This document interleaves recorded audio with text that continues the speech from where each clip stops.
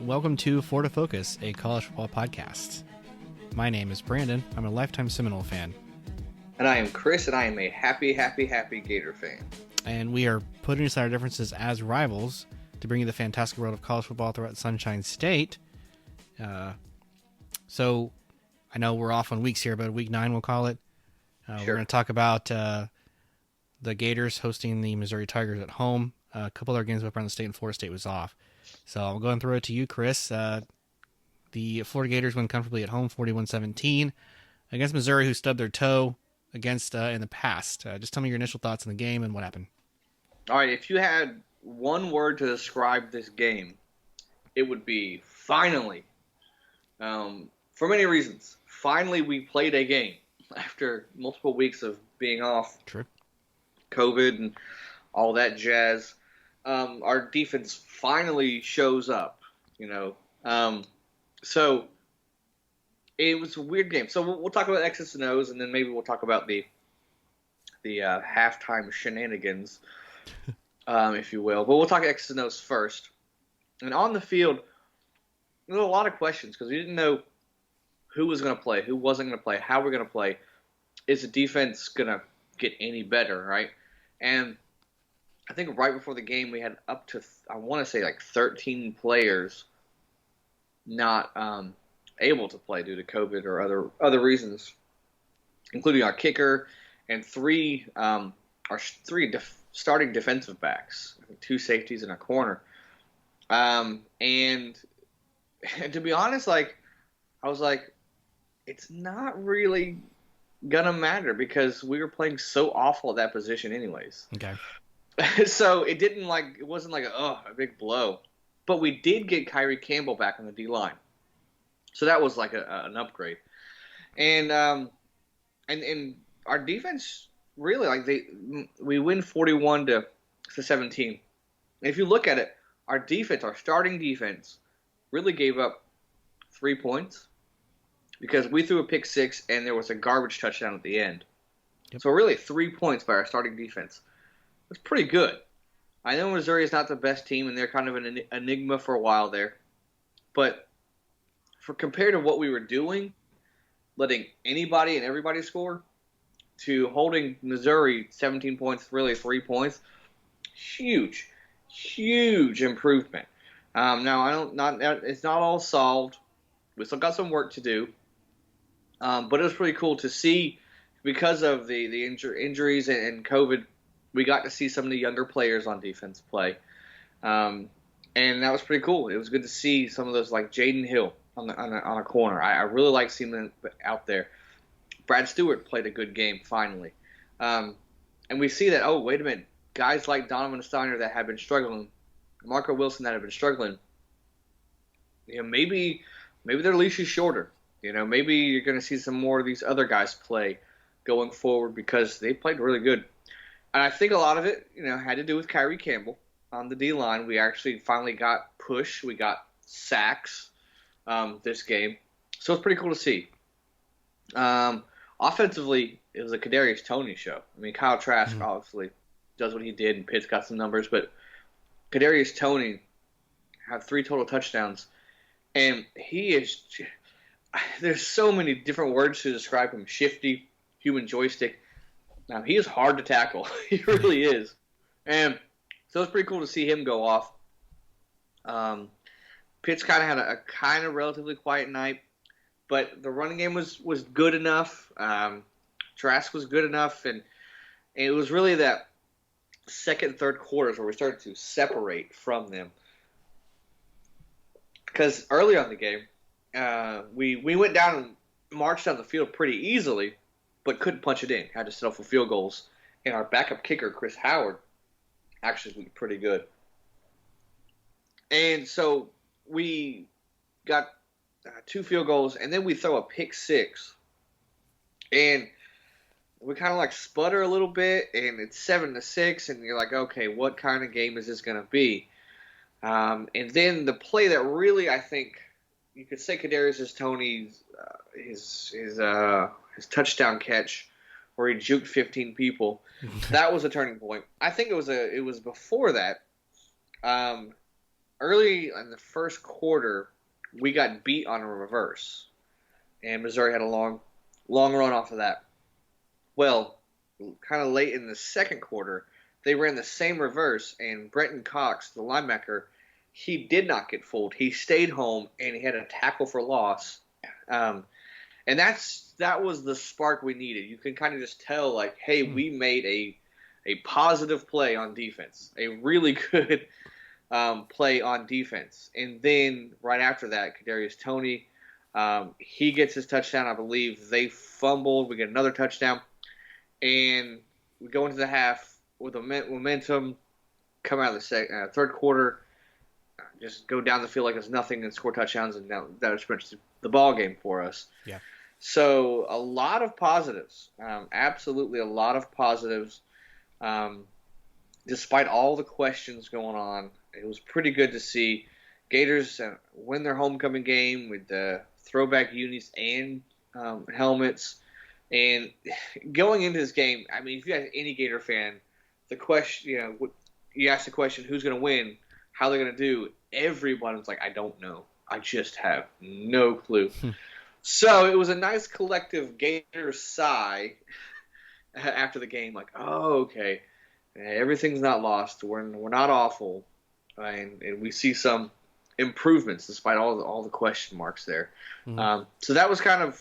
We'll get into the opportunities and the extracurricular stuff, but that was kind of the good that came out of this game. Okay. I think I'm going to echo a lot of that. Some things that stuck out to me was that Trask was the leading rusher in this game. Yeah. But you guys still got 169 as a team, so I don't guess that really mattered too much. Yeah, I mean, to say that 5 catches for 81 yards is a quiet game for Pitts is saying something. Right. This was for a tight end, Yep. But no touchdowns. I mean, take that as you will.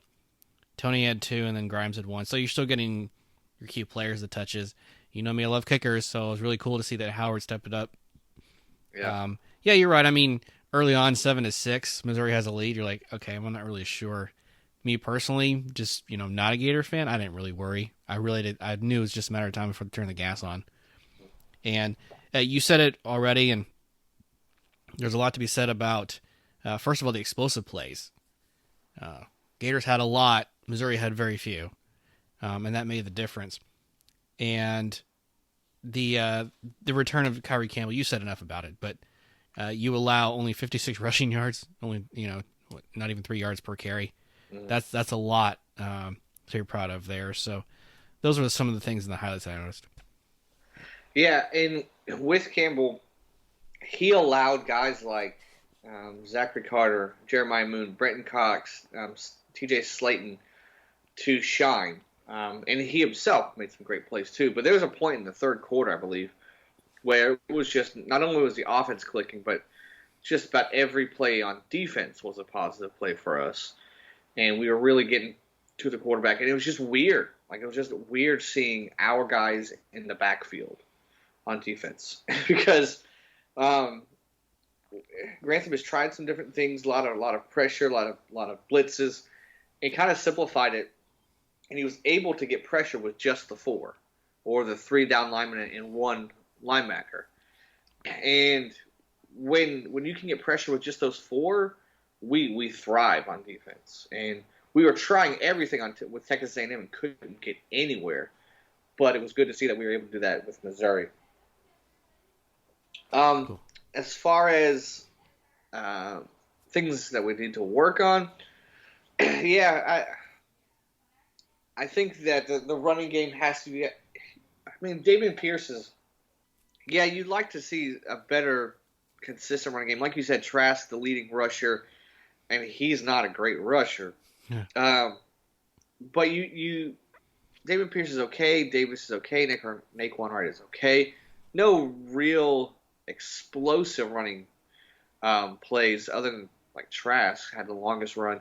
Dameon Pierce, well, I will say, and Malik Davis, both doing a great job of coming out of the backfield and catching passes. Michael Pirine did a great job of that last year, and they're filling in for that. So you'd like some of that, a better running game overall. And I know Mullen likes mobile quarterbacks. One thing, like our backup quarterbacks, when they got in, both of them fumbled.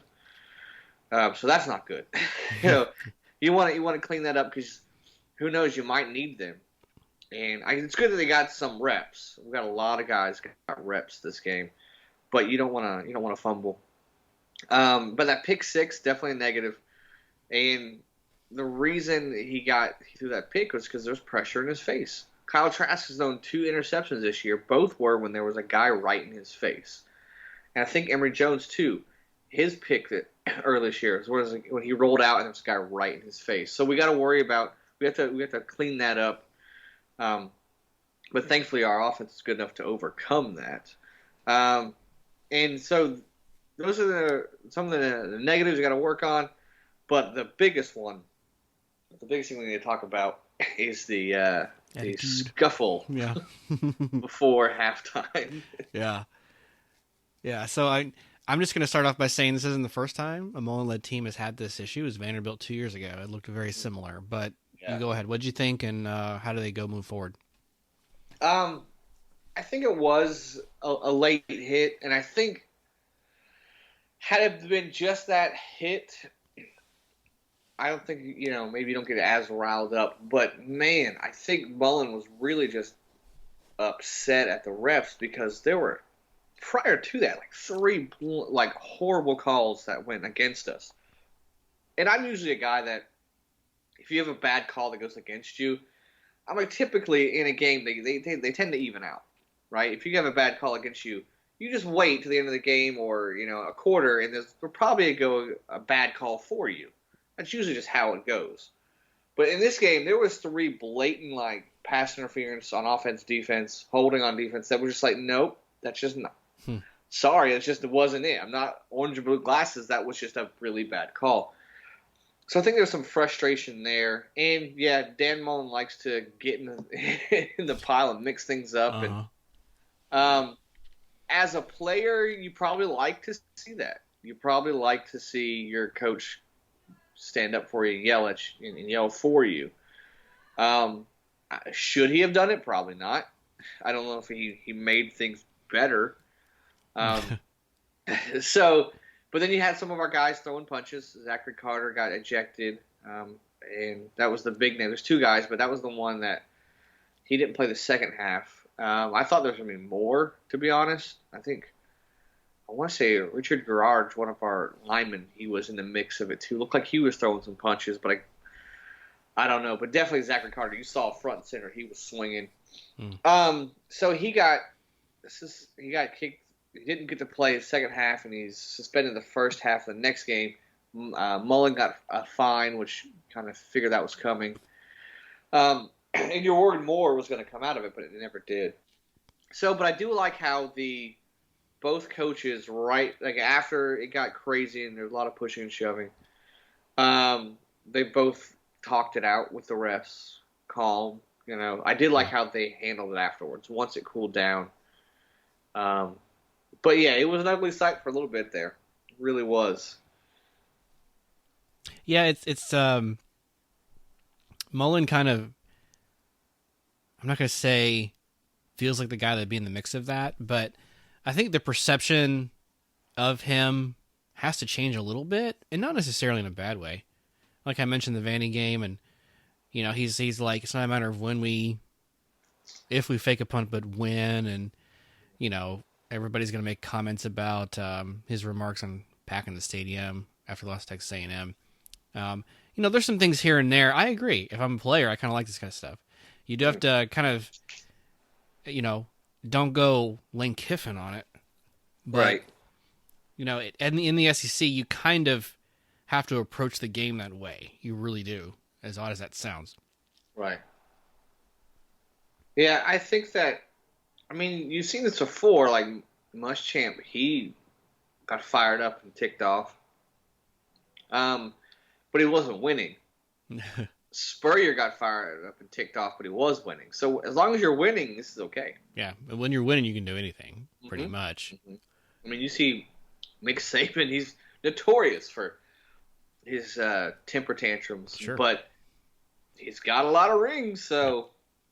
But when you don't win, you do that stuff, then you kind of, it's a bad look. It can be a bad look.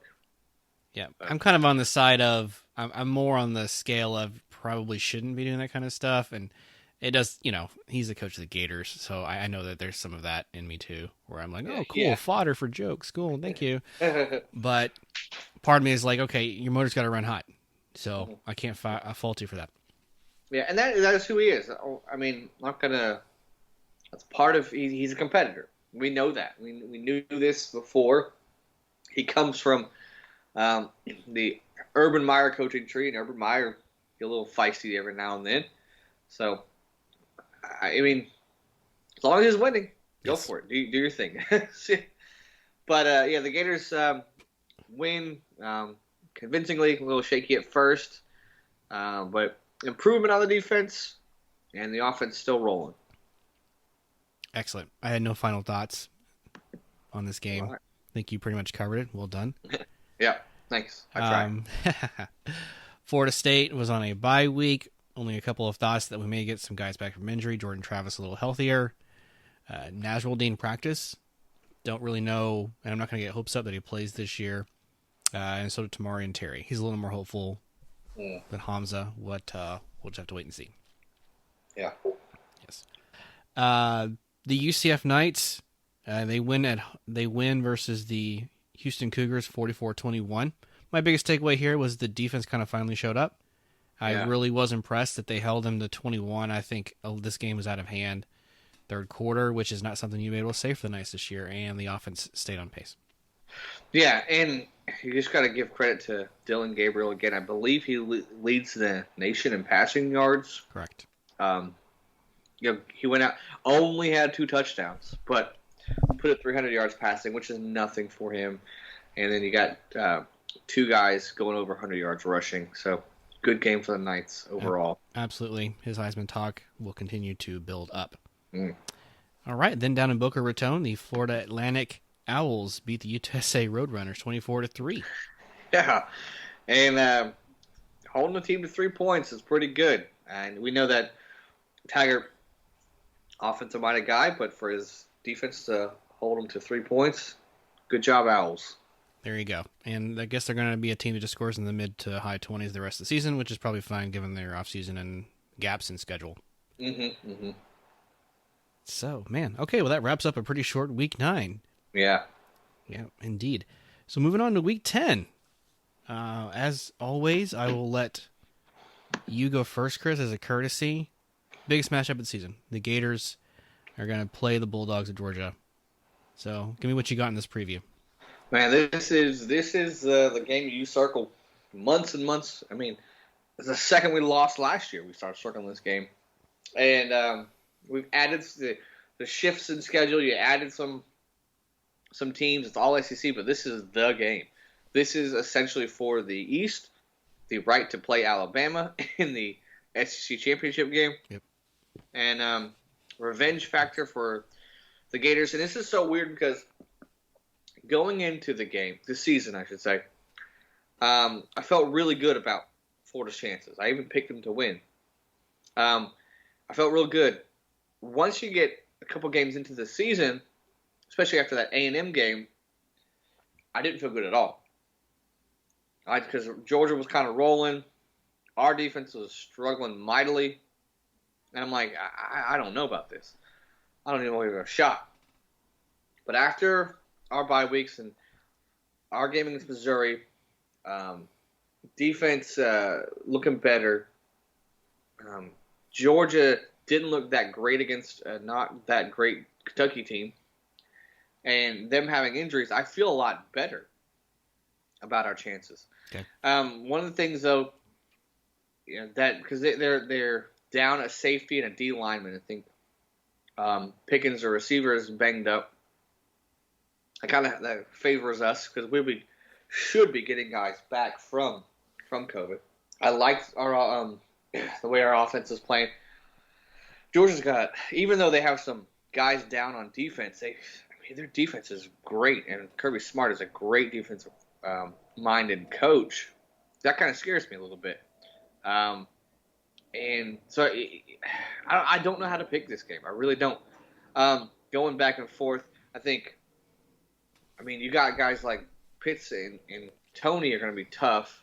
So then, say they try to neutralize them.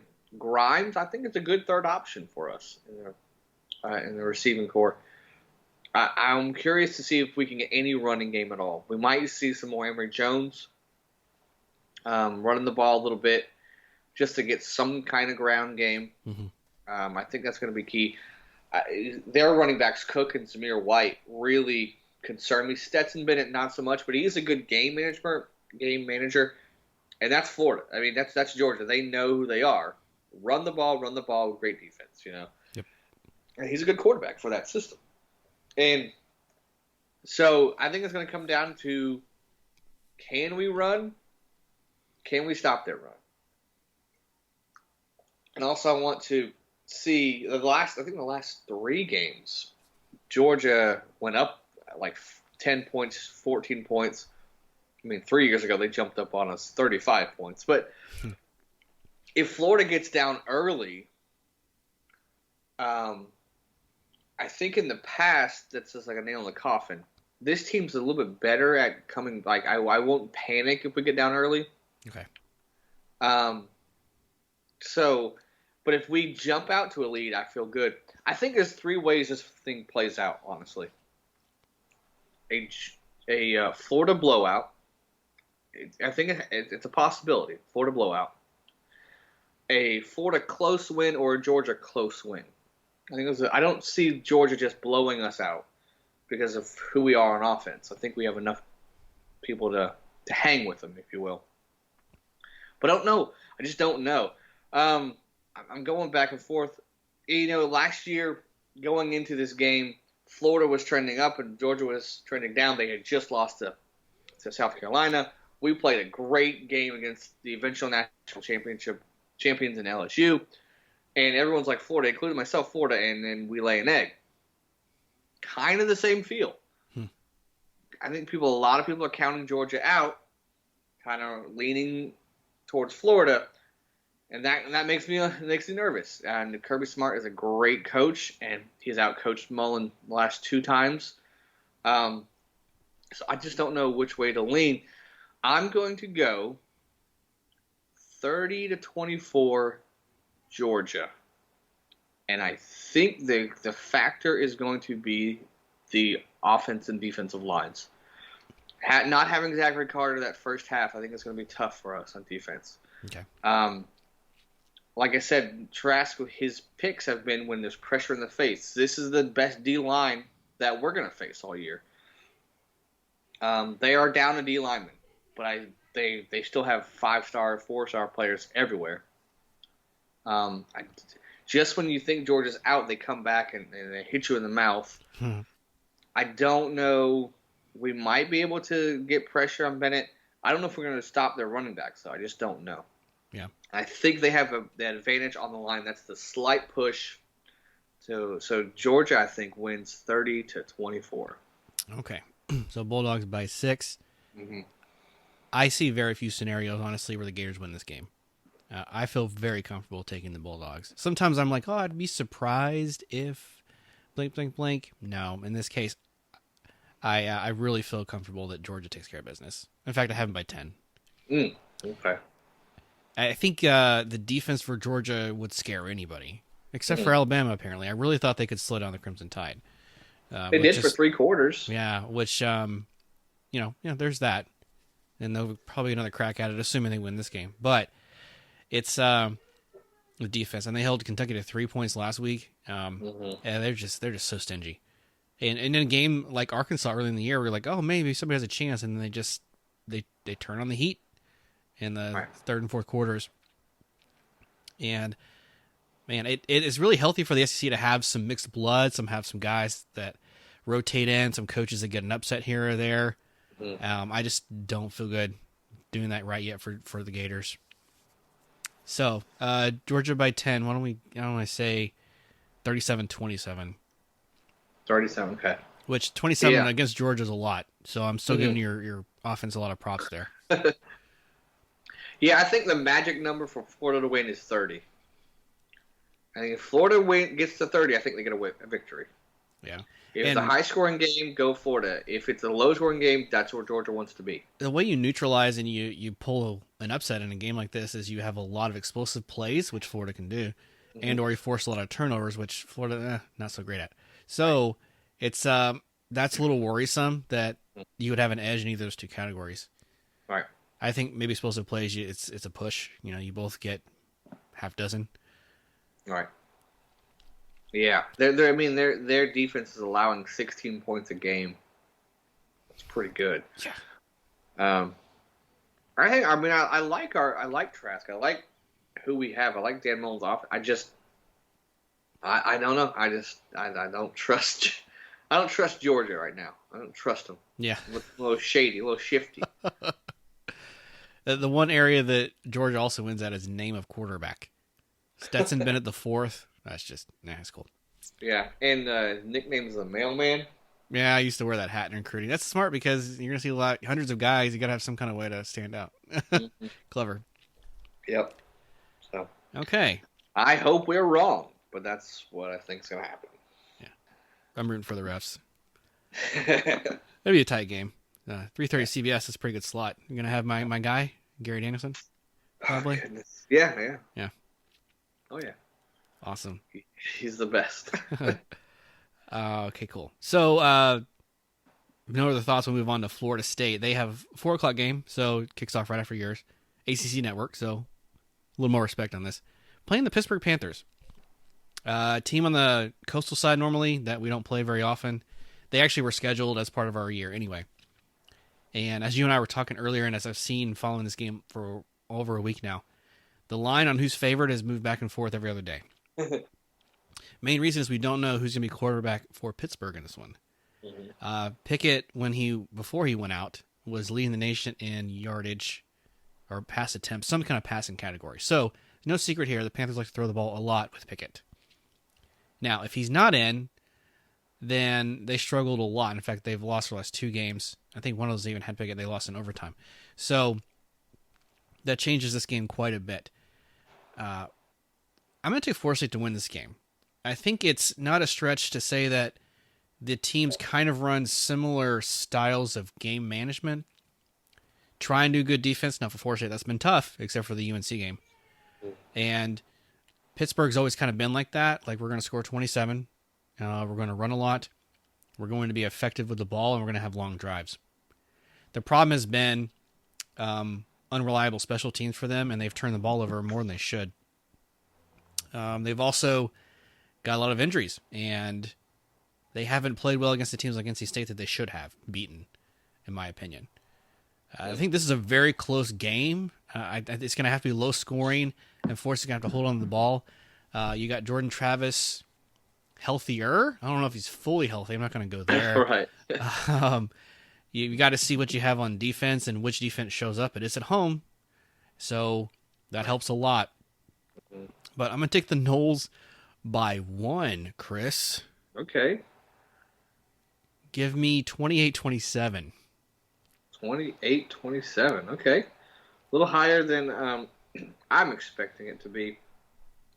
Yeah, with the question mark on Pickett, I think that Pitt has a bye too, but having a healthy Travis really, really helps. Even without Terry, I think if Terry does play, it's even a bigger boost. I just can't see Florida State laying another egg, especially at home. They play different at home. So I'm going to go close, lower scoring game. FSU 20-17. Okay. I think probably the reason I went a little higher, Chris, is not because of offensive prowess. It's more like maybe somebody gets, advantage on field position or someone makes a mistake. Because that's how Florida State's won their 2 games this year. Mostly the UNC game. You're like, okay, well, you got 17 points off your defense, essentially. And then Notre Dame, you actually had a pretty good point conversion on turnovers, too. Jacksonville State, they're FCS, so take that as you will. So I'm like, well, there's got to be some way that we actually get some kind of advantage. Maybe block a kick or something. That would be how we get there. But it won't be because we're scoring a lot on offense. Um, over or under 0.5 blocks for Florida State this game. Will they get a block? Will they get a block, essentially? You taking that? I don't know. Pittsburgh has lost 2 games by 1 point. So I think their kicker is just bad enough. He's just going to miss it on his own. Yeah. So I'll take the under on that. I'll say we don't block a kick. There's no need. So I think just the presence of a block. I think you're saying the presence of a block forces it to. Okay. We've had 6 this year, so the threat is there. I think 3 of those are against Georgia Tech or something crazy. Yeah, that was nuts. So, okay, so you have FSU and so do I. Yeah. But I think right now in the line, like I said, Pittsburgh was like favored by 4 or 5. Now Florida State's favored by 2, which means Vegas thinks probably Pickett doesn't play. And I've seen other sources say, if Pickett plays, Pittsburgh's probably favored, and they probably win. That's not crazy. This is a very close one, but FSU's 2-4 at this point. I think that you're very equally matched, and I'm throwing away any kind of factor here, like team gives up, team doesn't care. There's injuries or guys looking to their NFL future. I'm putting a lot aside. I'm just saying matchup for matchup, pound for pound. I think FSU wins by 1. Okay, gotcha. I got FSU in a close one. Pitt's 4-game losing streak. If you want to go by patterns, going back to the Miami game, FSU lost, then they won, then they lost, then they won, then they lost. So the next game up is it's a victory, a win, victory. Yeah. So for all those pattern people out there. And okay, so with the pattern, Pittsburgh wins their first 3, they lose the next 4. Yes, exactly. There you go. So there we go. Okay. So that'll wrap up the Gators and the Seminoles. FIU UTEP has been postponed, so no game for the Panthers. So real quickly, we're going to whip around the state. South Florida travels to Memphis. The Tigers are an 18-point favorite. Who you got here? I mean, we all know this. South Florida's not good at football. Memphis is decent at football. I mean, Tigers all the way. Yes. South Florida will lose 6 games in a row, and they're at 12 noon on ESPN+, so no respect from ESPN either. Yeah. Okay. The Florida Atlantic Owls will host the Western Kentucky Hilltoppers. The Owls are favored by 7, 6 p.m. kick. Who do you have here? Owls looked good in the last game, holding the opponent to 3 points. Give me the Owls. Yeah, I agree. They're playing real well right now. I mean, they finally got their 4th game of the season on the schedule. Right. I'll take the Owls too. Yeah. Okay, and then Friday night, going back a little bit here, Miami will travel on the road to NC State. The Canes are favored by 10.5. Who do you think comes up victorious here? I mean, Miami's probably going to bounce back. To be too much for NC State. I wouldn't be too surprised if it was a little bit closer. Maybe 4 or 5 points, but too much Miami, too much King. Canes are going to win. Yes, and NC State is down to their backup quarterback, what it looks like for maybe the rest of the season. And they were playing good. They got that Pittsburgh win, but now too much Hurricanes, and they've righted the ship. So I'll take Miami as well. Covering's a little bit of a stretch, so I agree with you. They won't cover. Yeah. Those Thursday and Friday night games on the road are tough. You never know. A short turnaround. Yep. So that'll wrap up next week, week 10. So, good luck to everybody and their teams. It's definitely been an interesting season so far. Yeah. And the thrills will continue. So, nothing else to say there on that front. Real quickly, just a reminder, patreon.com/Florida Focus Podcast. Thank you so much to Jared, Tyler, and Ingram for your support thus far. If you'd like to become a Patreon, you can start as low as $1 a month. You get access to all of our exclusive episodes, including our most recent, where we label the best offense of the 2010s for the Gators and the Seminoles. That was fun. Mm-hmm. So if you feel so inclined to give us a support there, we would appreciate it. If the fans have feedback for us, Chris, where can they reach out to do that? FloridaFocusPodcast.com. Yep. And when you're in that podcast player of choice, go ahead and leave us a review. Mm-hmm. Let us know how we're doing. We would love it. Yes. We'd absolutely love it. All right. And then one other reminder, we do want to give back. There is a lot going on with the COVID this time of year, especially in the Central Florida area. please donate diapers. Look at our Twitter at Diaper Network. You can actually give on a pinned Amazon wish list. It's very easy and it goes a very long way. So please consider giving not only to the show but also to those in need. Yeah, good cause, man. Absolutely. That is all I had, Chris. Anything else before we wrap up for the evening? The only thing is, nervous separation Saturday, SEC East championship game. So, bring it on. Yep. The Gators can right the ship here. They can pull an upset, and the season looks very different. Mm-hmm. The Noles can get close to a winning record and make their November count. So let's hope that both teams actually figure out a way to do this. Yeah. Despite our picks. Yeah. Awesome. Well, thanks for everybody for listening. We appreciate the time you give us. This is Brandon saying, go Noles. This is Chris. Go Gators.